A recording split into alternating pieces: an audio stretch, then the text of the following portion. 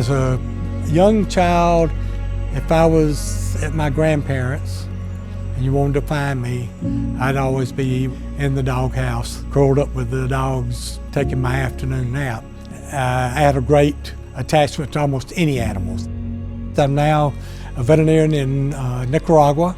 My wife Mary's here along with me. She's a nurse. We came with the idea that we weren't going to leave under any circumstances. Mary had been a nurse for 30 years. I'd practiced veterinary medicine for over 30 years. As far as what I think and what Mary thinks, this is what we were made to do.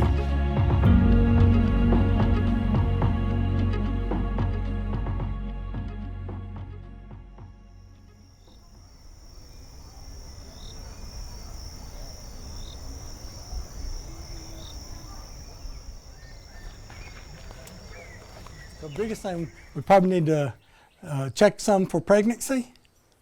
And even before we came to Nicaragua, we took a course with a group of veterinarians from CVM online that really spoke to our heart, and that we wanted things that we were going to do to be sustainable and to be sustainable without us. In the beginning of our lay veterinary training, we had 12 to 14 people that came in anywhere from a week to 2 weeks at a time.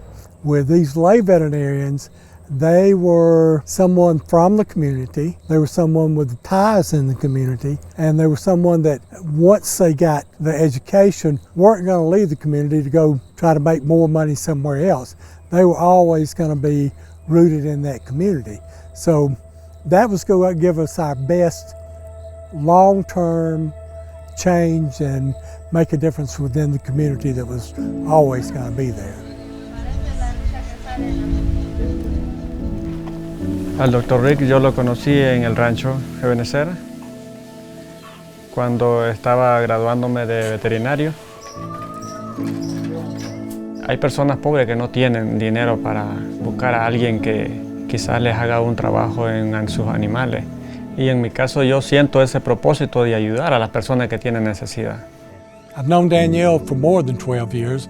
The people around look to him for anything in the veterinary end. I've always wanted to find people that I could get trained and have enough confidence that the people in their community would have confidence in. Las personas de esta comunidad valoran el trabajo veterinario que aquí se hace. Me siento más feliz porque sé que cuando uno ha sido entrenado, tiene que dar lo que uno sabe también a las personas. I think we make a mistake in missions if our mission is really to give empowerment to nationals. It has to be homegrown, and home-owned programming. And they have a bigger stake. Their families live there, so they have a bigger stake in that, in what they're doing too. Mira qué clase de pozo. Bañes.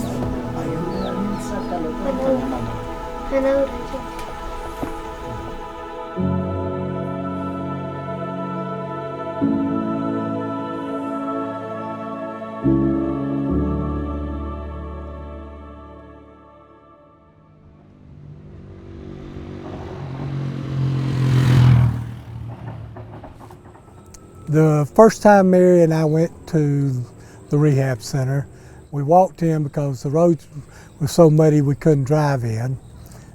When we came in, they were having a worship service, and it's one of those services that you go into and you go, boy, the Holy Spirit's got a hold of this place.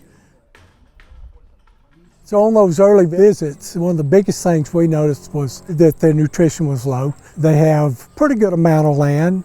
It grows almost anything. If you stick a stick in the ground, it'll root. I just thought that why rely totally on donations of food when we can start also producing our own. At the Rehabilitation Center, we're merging the veterinary medicine and animal husbandry into producing food to feed the people in the rehab center. We're also teaching veterinary medicine, animal husbandry, and farming practices to people in the center. The people with addictions that touch my heart the most are probably the broken ones that you see him on the street. He has no family. Nobody wants to go walk on that side of the street with him. It's just that realization that there have been times in my life that I could have gone that same route. En mi caso, el alcohol más que todo, para mí ha sido todo en la vida. Me he entregado de tiempo completo a él. Bueno, a través de mi alcoholismo y la drogadicción, llegué a perder a mi familia, me tiraron a la calle. Desde hace 10 años hasta la fecha donde estoy, pues de que no he podido regresar a mi hogar o donde mi mamá. Una de las maneras las cuales hace difíciles las cosas del alcohol es la irresponsabilidad dentro del hogar, primeramente, la irresponsabilidad en el trabajo y la pérdida de valores como humano, como persona. Harrington has been in and out. I hope each time he comes back, it's the last time. But when he comes back, whether he's drunk that day or he's sober that day, I still want to be able to put my arms around him, tell him, you know, we love you. Have you come to stay or you just come to tell us how great you're doing? En todo lugar o en toda actividad que hacemos siempre mencionamos a Dios, porque antes no tenía ninguna relación con Dios. Y la paz más importante que tengo es saber de que estoy comenzando a volver a tener todo, y en especial el amor de mi madre, de mi familia, que lo había perdido. I would say 50% of the guys that we have go out go back to situations where they have no one to really count on. I have people tell me all the time, I can stay sober, I can stay clean, will you let me just stay here in the rehab? In that sense, I think we're still failing them. I would love us to eventually be doing more vocational training. To train 2 or 3 guys to go back and do kind of a transition thing with him, with his family, talk to the family, talk to the local church. I know a lot of people in my home community back in the States think that you got to be crazy. Why would you want to give up the life you've got in the United States? I think you only suffer if your heart and your love's not in it. You know, I think love is the biggest commandment we've had. I think if you have love, then everything else seems to take care of itself.